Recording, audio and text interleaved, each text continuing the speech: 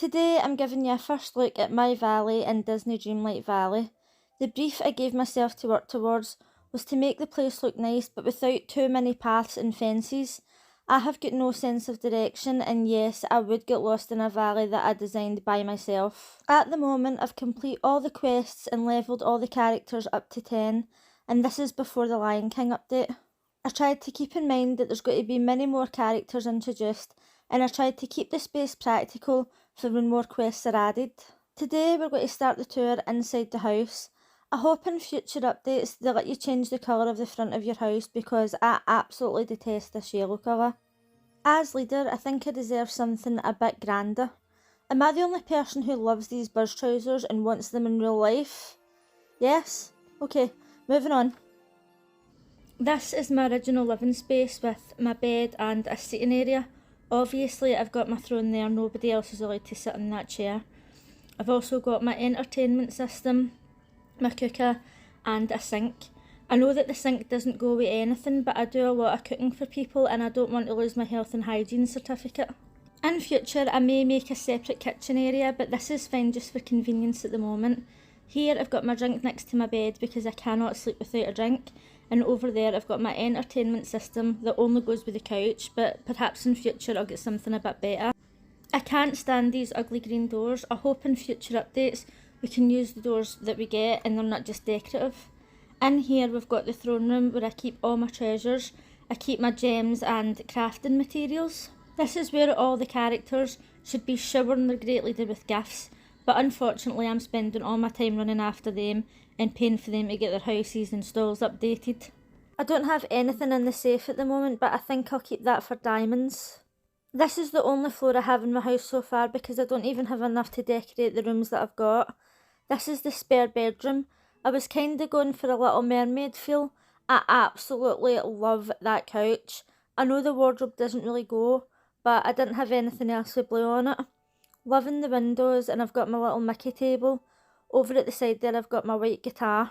I know that thing in the corner is supposed to be a fireplace, but I like to think of it as a magical cauldron where I make all my potions. The other room doesn't have anything else in it so far, just wallpaper, so hopefully I'll get some nice things in Scrooge's shop to decorate that soon. Since I've not been back in the valley for long and I've been running around doing quests, I've not had time to finish my garden, and as you can see I've got some unfinished projects. I'm absolutely obsessed with these purple trees. You'll see here I've just put them everywhere. I love them. I wish I had known at the time of doing Ariel's quest that you could keep her crafting table and give her a different one. I wish I had hers because it's so much nicer than mine. At the end of my garden I've got a little wishing well. I turned my house to face the plaza well for easy access when I fast travel there. Straight across we've got the town centre. We've got the shop, Remy's house, the town clock, and we've got the restaurant. Believe it or not, I tidied this place up, cleaned up all the flowers and picked up all the sticks before recording this video. It's obviously just trying to make me look bad. So here we've got this lovely little walkway going down to the meadow. I tried to make it kinda symmetrical and I put some benches to have a little rest. You'll notice these planted flowers are my favourite. I've got them almost everywhere in the valley. At the back of Remy's kitchen we have this 5-star function suite. It's just opened and it's already got a 3-year waiting list. I love these gazebos, it looks so good at night. Oh, as you can see they're just setting up for a wedding. This really gives Remy a chance to show off his culinary skills with cakes and other dishes that they don't normally sell in the restaurant. This is my favourite space in the whole valley because every now and then the characters actually come and sit together and it looks as if they're having meals. At night you can hear the piano and the guitar playing from my bedroom window and it's quite lovely. In the centre we have this lovely Mickey fountain, and I am really hoping that we get a Christmas tree because it would just look perfect in the centre of this room. At the other side of the plaza I've left some space and hope that there's going to be more shops or restaurants added. So at the moment I just have this cute little seating area, obviously with the purple trees. Over at the side you'll notice Elsa going into the function suite. I was playing this at night and I seen Elsa standing at the fountain and I genuinely thought it was a ghost. I forgot she was wearing a white dress. So next we're going down for a look on the meadow.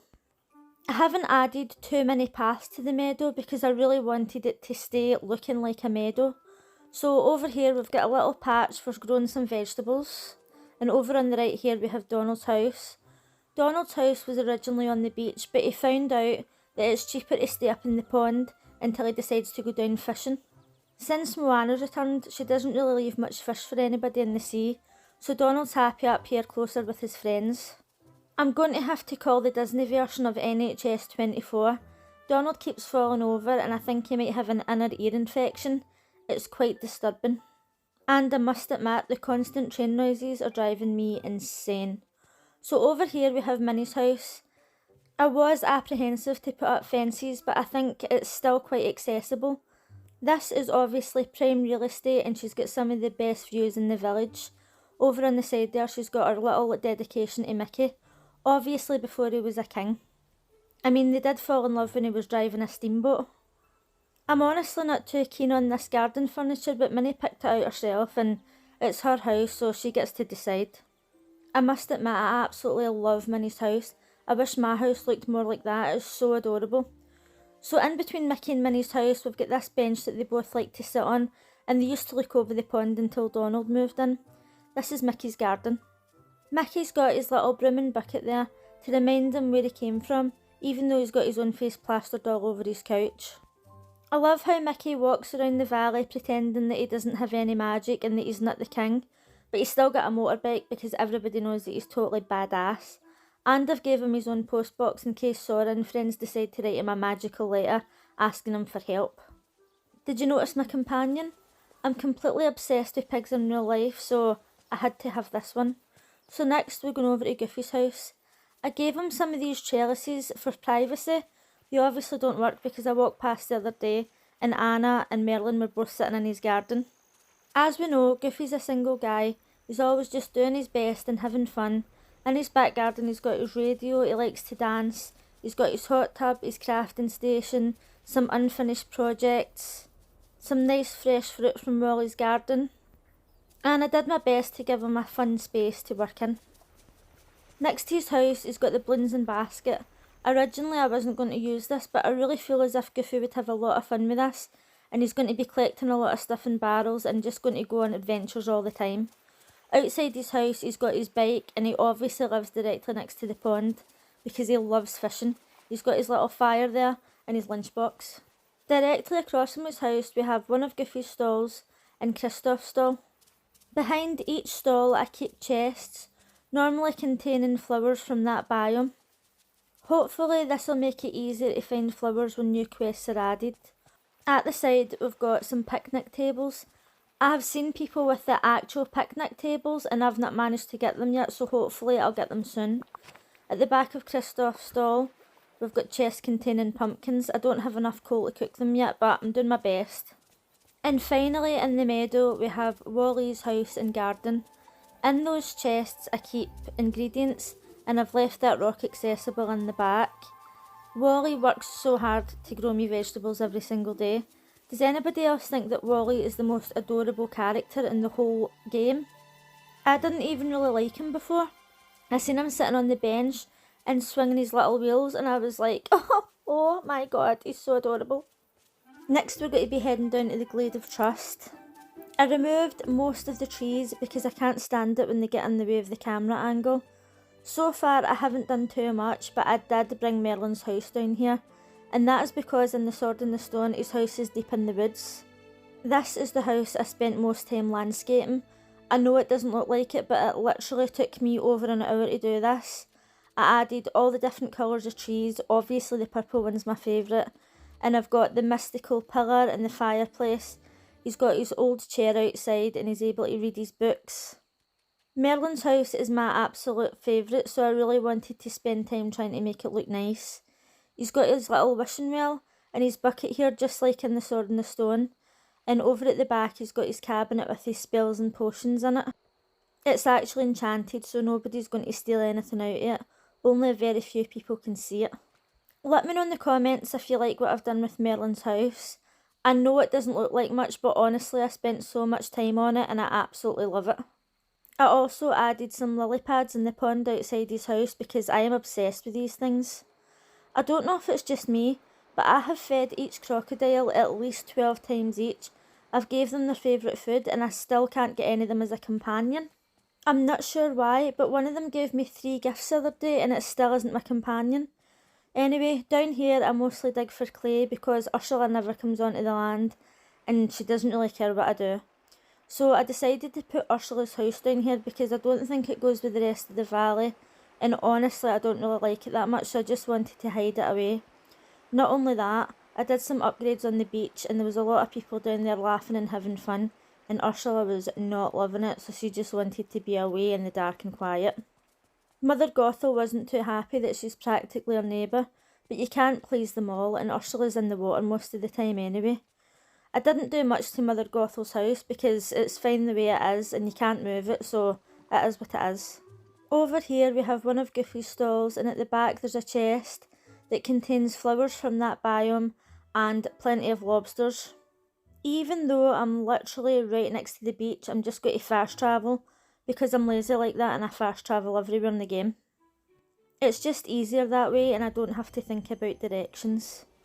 So down on the beach we can see that we have Moana's house. I've gave her this little bit of fence just because when people fast travel, you don't want them looking directly into your garden. Moana's house faces out onto the sea, but it's not too close. We don't want it getting flooded when the tide comes in. I wanted Moana to feel at home, so I gave her some palm trees and some tropical details in her garden, including some of these glowing corals and some shells. I hope that new paths are added into the game so that I can do a lot more with Moana's house. Over by the water we have Moana's boat. This is fully upgraded and I tell you it is so amazing. I've got these chests full of fish and I just sell the rest of them. She does such an amazing job. Over on the other side there you can see Ariel's house, and at the top of the cliff you can see Eric's castle. That's because they like to check each other out when they're looking out their windows. I didn't do much with Ariel's house because I don't really like it. Over here we've got the pool area. We added a pool because many citizens were concerned that Ursula was going to pull them into the sea, so we got a pool just to be on the safe side. Once again we've got a kind of picnic area, and at the moment I don't have the proper tables and benches, but I will get them eventually. I've added lily pads in the water. I know you don't get these in the sea, but I just love how they look. Once I've got the proper picnic tables, I'm going to add more in. Here we have a burger bar that for some reason you can't display any food in. And here you can get snacks and drinks, and also we've got some barbecue pits and a little ice box. Obviously we had to have toilets because we don't want people peeing in the pool. Across the water on the island next to the Skull Cave, I put Maui's house because he is so annoying. You can hear him coming a mile away. He just gets in your way, I can't stand him. Heading towards the bridge, we have this little lovers seating area with a tiki torch and lots of lily pads. This is like a bench, but for some reason you can't sit on it. I just think it looks really cute. Across the bridge is where I normally use to plant some crops, and we have this huge statue so that when anybody's approaching on a boat they know who our real leader is. Once again we're going to fast travel straight up to the Frosted Heights. This is another area that I spent quite a lot of time decorating, however I think I will make some changes. Straight across the bridge we've got this snowy path, a couple of bushes and a little wishing well. I think that these rocks are kind of getting in my way, but here we have Anna and Kristoff's house. I really love this house. As you can see again, I've got more purple trees. One of my friends was asking why I had this kind of Christmas tree lamp. I've got no idea, I just loved it there and it looks really nice at night. I've got this chair sitting outside because I'm waiting to get the table that Elsa's got in her cave, but it hasn't came into Scrooge's shop yet. I really love this house, so once I've got more decorations I'm going to work on it a bit more. As you can see I've got Kristoff's sleigh over at the side there. If the pond and pillar weren't at the other side of this water, I would make a full feature out of this house, but once I've got better furniture, I'm going to redecorate and try again. So here we've got another one of Goofy's stalls, and this is where I keep flowers and the fish for the foxes. For some reason I find it really difficult to find these fish. You very rarely get gold bubbles in that area. Down these steps we've got Prince Eric's house, which I've not been inspired by at all. I've got nothing to decorate it with.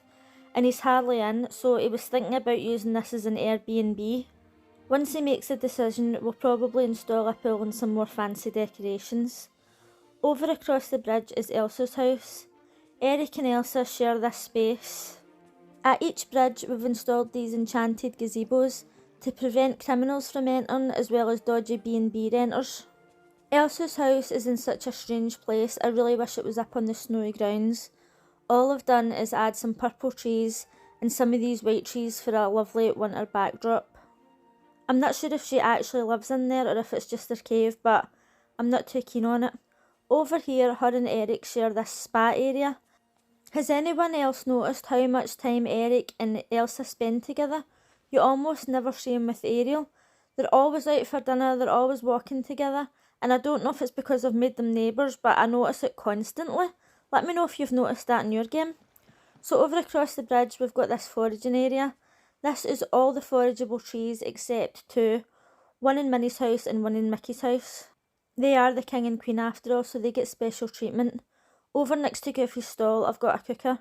I'm planning on putting a cooker next to every stall because it's just more convenient and it saves me from having to run back and forth to the plaza. Over in the Forgotten Lands, I only grow pumpkins at the moment and I'm planning on putting a pumpkin patch, but I can't put anything there until that fire's gone. And in the Sunlit Plateau I'm going to wait until the bones are gone because I can't visualise what I want to do with it until I've got rid of them. It probably doesn't seem like I've done much to my valley, but trust me, I spent hours on it and I really wanted to make space for new houses coming in. Over here we can look down onto Remy's 5-star function suite and I think it looks amazing. Book me in for 2025. Even though I'm the leader of the village and I paid to open his restaurant, he still won't give me a VIP pass. If you liked this video, please give it a thumbs up, and if you're new here, consider subscribing.